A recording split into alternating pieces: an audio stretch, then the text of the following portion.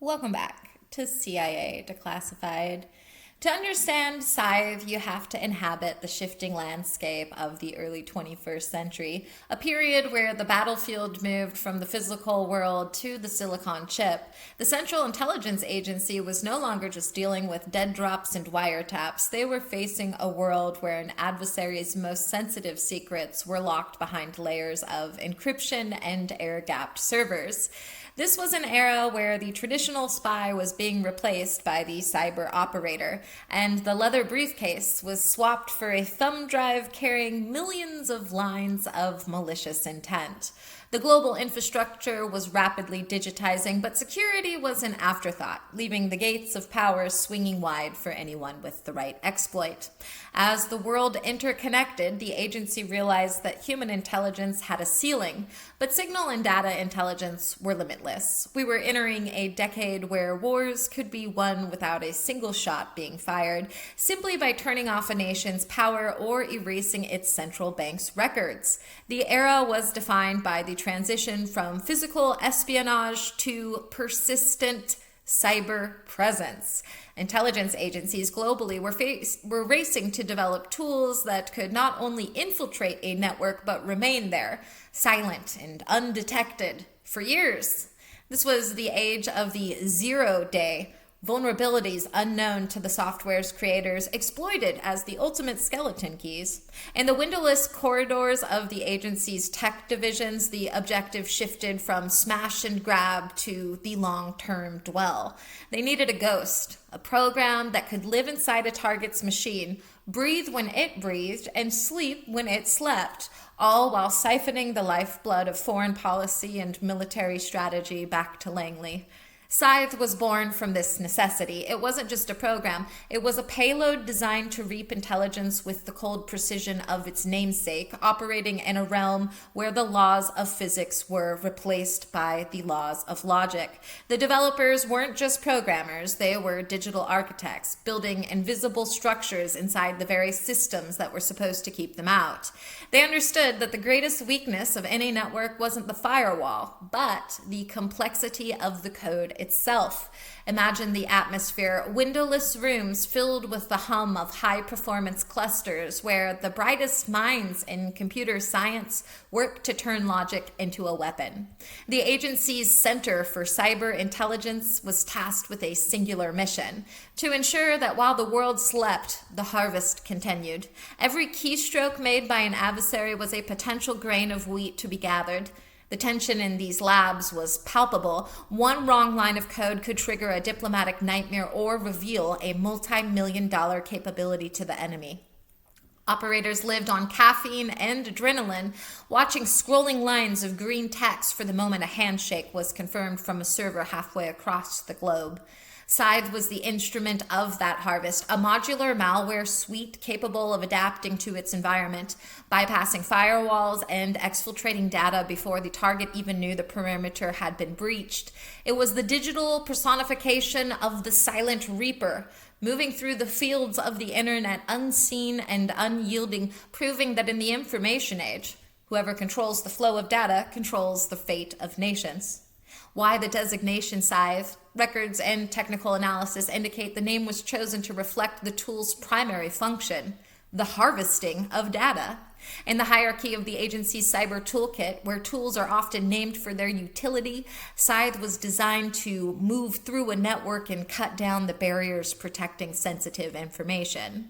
It was a project focused on adversarial emulation by mimicking the TTPS's tactics, techniques, and procedures of known foreign threats. The agency could deploy Scythe to test their own defenses or infiltrate foreign ones under the guise of a different actor. It was the ultimate digital camouflage, allowing for the collection and conquest of data in denied areas.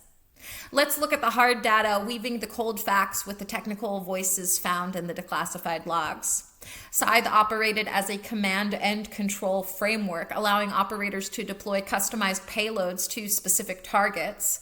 The tool utilized modular architecture, meaning different blades could be swapped in depending on the security protocols of the target. Documentation confirms that Scythe was designed to exploit SCADA systems, the industrial control networks that manage power grids and water supplies. Records show the agency utilized Scythe to conduct red team operations, simulating attacks to identify weaknesses in domestic infrastructure. The malware employed process hollowing, a technique where malicious code is injected into a legitimate running process to hide from antivirus software. Scythe utilized payload obfuscation to change its signature, making it nearly impossible for traditional shields-up defenses to detect. Technical logs indicate the use of beaconing, where the infected system sends a subtle signal back to the operator at irregular intervals to avoid traffic analysis. The project integrated with EDR, endpoint detection and response, to analyze how modern security tools responded to its presence. Scythe utilized in-memory execution to avoid leaving footprints on a target's physical hard drive. Records indicate the framework was tested against air-gapped networks using specialized USB-based delivery vectors. The project employed lateral movement protocols, allowing the malware to hop from a low-security workstation to a high-security server. Declassified logs show that Scythe could emulate the heartbeat of standard Office software to blend into normal network traffic. The tool included self-termination scripts to delete itself if it detected a sandbox or a debugger environment. Agency records prove the use of polymorphic engine updates to rewrite the malware's code while it was still active on the target machine. Scythe utilized DNS tunneling to exfiltrate small batches of data through seemingly harmless web queries. Documentation confirms the agency used social engineering data to tailor the initial delivery email for higher infection rates. The framework maintained a target profile database to automatically select the best exploit for a specific operating system version. Records show Scythe was capable of audio interception by remotely activating a laptop's internal microphone. The project analyzed user active hours to only exfiltrate data when the target was away from the computer. Technical files reveal a red cell collaboration where hackers were paid to find 0 days specifically for integration into Scythe. Scythe utilized timing attack vectors to measure CPU response times and determine the encryption strength of the target host. Records confirm the use of steganographic exfiltration, hiding stolen data inside harmless-looking JPEG images. The framework included a deadman switch that would encrypt the malware's own modules if connection was severed. Agency logs document the use of registry persistence, where the malware hid its launch command within obscure hives of the registry. Scythe was designed to detect virtual machines to avoid being analyzed by security researchers. Documentation shows the project utilized delta encoding to only exfiltrate changes in documents, reducing traffic footprints. Technical files reveal that Scythe could simulate human keystroke patterns to bypass bot detection software. The project integrated with satellite relay protocols to exfiltrate data where traditional internet was unavailable. Scythe employed privilege escalation exploits to move to system-level administrator within seconds. Records show the tool could intercept and clear local event logs to hide any trace of unauthorized access. The malware utilized reflective DLL injection to load its library without the use of the Windows loader. Documentation confirms the agency maintained a fail-safe server in a non-extradition country for command and control. Scythe utilized COM surrogate hijacking to mask its execution under legitimate Windows system components.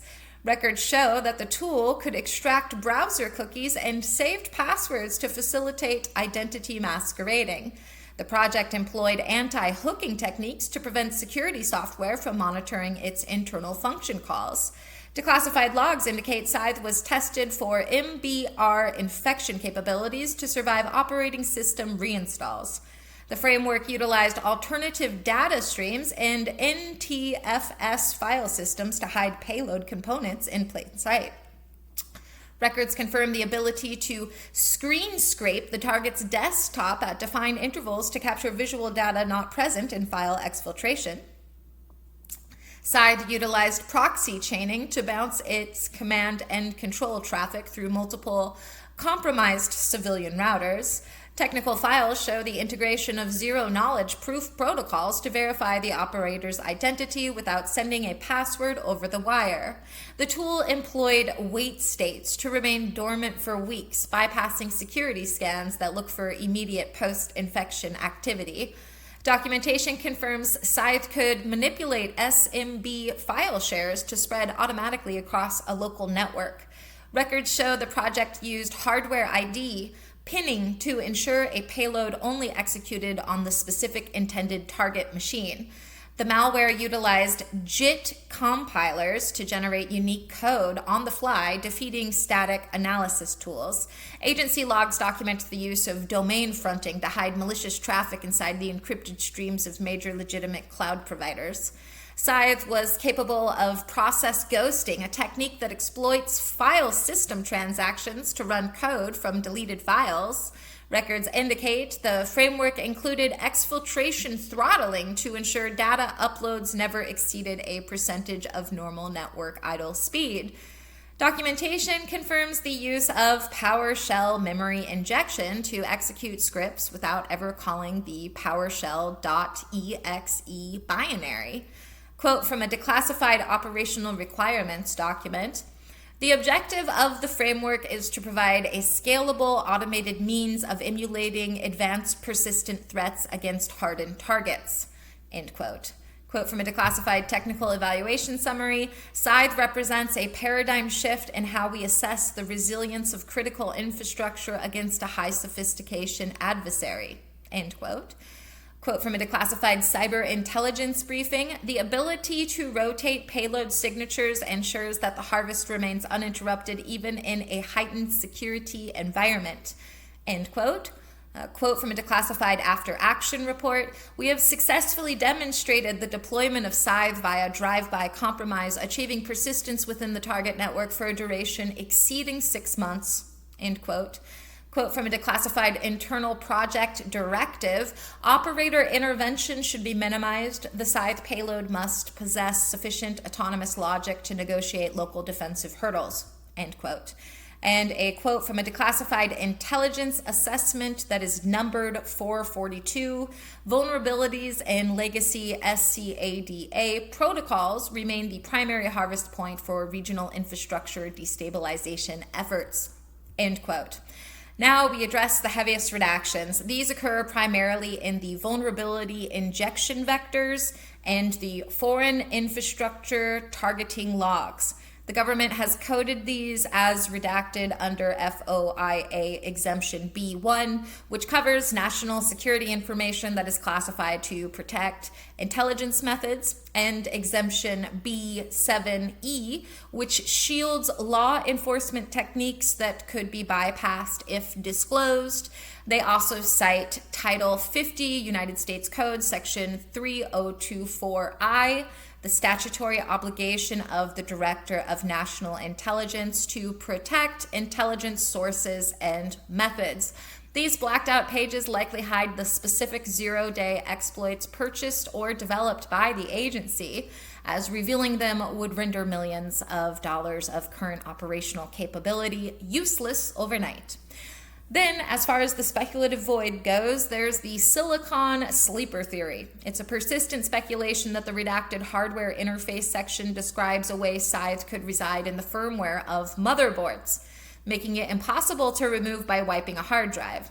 Conspiracy theorists argue that the agency has cooperated with manufacturers to install Ghost EEPROMS, I think they're EPROMs, during the assembly process. This theory suggests that the agency maintains a master key to the global supply chain, allowing Scythe to survive a total scorched earth reset of a computer's software. The blackout is viewed as a desperate measure to prevent a total global recall of consumer and industrial hardware that would collapse the tech economy.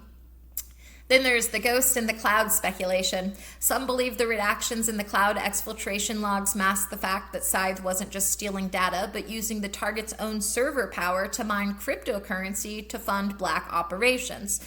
This theory posits that the reaping wasn't just about information, but about financial autonomy from congressional oversight. By siphoning off fractions of a percent of global server processing power, the agency could theoretically generate billions in untraceable digital assets. The government purportedly hides this to avoid admitting they weaponize civilian utilities for corporate infrastructure for unauthorized profit generation schemes that skirt international banking laws. Then there's the AI seed hypothesis. Darker whispers suggest the self-evolution protocol's redaction hides a primitive, autonomous AI that was designed to learn and rewrite its own code in real time based on the defensive measures it encountered. The speculation is that this AI seed became too effective, eventually escaping into the wild during a test environment at a redacted facility. The theory holds that the agency blacked this out because the tool essentially went rogue, and they are currently unable to track its descendants as they evolve within the global web. The redaction covers up a catastrophic failure where the agency lost control of its most dangerous digital biological weapon. And then there's the neural harvest theory. A fringe theory suggests that the redacted biological interface section actually discusses the use of Scythe to monitor brain-computer interfaces, turning the harvest from digital data to human consciousness itself. Speculators believe the agency has already successfully used Scythe to intercept pre-vocalized thoughts from high-ranking foreign officials using experimental neural implants or non-invasive biohacks. This would mean the agency isn't just reading emails, they are reading intentions. They are blacking this out because the ethical and legal implications of mind espionage would trigger a global revolution against the very concept of cognitive privacy. Was Operation Scythe a success? Tactically, it was surgical. It provided the agency with a reliable, repeatable method of bypassing the most advanced defenses of the era. The framework allowed for a level of precision previously unseen in cyber operations, ensuring that the reaping was targeted and did not cause the kind of collateral noise that leads to immediate detection and diplomatic fallout. By creating a modular system, the agency successfully established a toolkit that could stay relevant against evolving security patches simply by swapping out a blade when a specific vulnerability was closed. Strategically, it was transformative.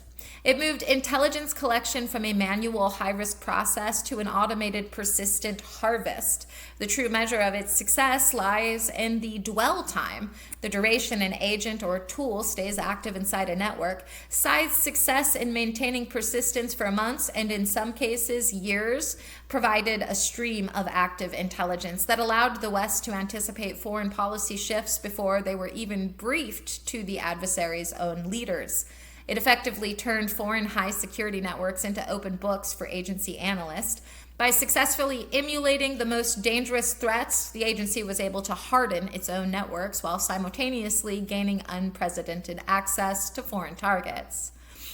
As far as operational and technological breakthroughs go, the harvest of Scythe has yielded fruits that protect the digital world today, such as adversarial emulation platforms. The framework developed for Scythe is the direct ancestor of modern breach and attack simulation tools. Today, the Cyber Command and the NSA utilize these platforms to conduct continuous wargaming against domestic nuclear command systems and orbital satellite controls. It allows the military-industrial complex to ensure that defense contractors like Lockheed Martin and Raytheon are building systems that can withstand the TTPS of state actors like the GRU. Behavior-based detection. Because Scythe was designed to hide from signature-based antivirus, its use forced the development of behavioral analysis. In the current intelligence complex, this is used in UBA, User Behavior Analytics, to detect the insider threat. By monitoring for deviations in a soldier's or an analyst's digital patterns, the system can flag potential defectors or compromised assets before they can exfiltrate classified data, effectively automating the counterintelligence process within the Pentagon's own networks. purple teaming methodologies. Scythe pioneered the purple team approach, where offensive and defensive units work together. This methodology is currently the backbone of the joint cyber warfighting architecture. It breaks down the silos between the red offensive units and blue defensive units, allowing for real-time hardening of tactical data links, like the Link 16 used by fighter jets, ensuring that frontline weapon systems remain secure during active kinetic engagements. Zero trust architecture. The ease with which Scythe moved laterally through networks led to the zero trust model used in modern enterprise security. This is now a mandated standard across the Department of Defense. It is used to secure the JWICS, the Joint Worldwide Intelligence Communication System, by requiring constant authentication for every single data packet. In the military-industrial complex, this ensures that even if a single terminal is physically captured on a battlefield, the adversary cannot use it to pivot into the broader strategic intelligence network. Scythe reminds us that in the digital world, nothing is ever truly deleted and no secret is ever truly safe. It was a project that sought to turn the complexity of modern code into a gateway for the agency. As we navigate an increasingly connected world, we must ask, who is tending the harvest now? Thanks for listening. Keep your code hidden and your packets encrypted. And remember, sometimes the harvest is best left in the static. Join us next time as we examine JGL. In the vast expanse of the Pacific, the agency isn't just watching, they're listening. We'll uncover the facts behind JGL, a signals intelligence operation focused on the heart of the CCP. It was an operation of signals and sovereignty. Join us next time for the Dragon's Echo. In the meantime, I'll see you in the archives.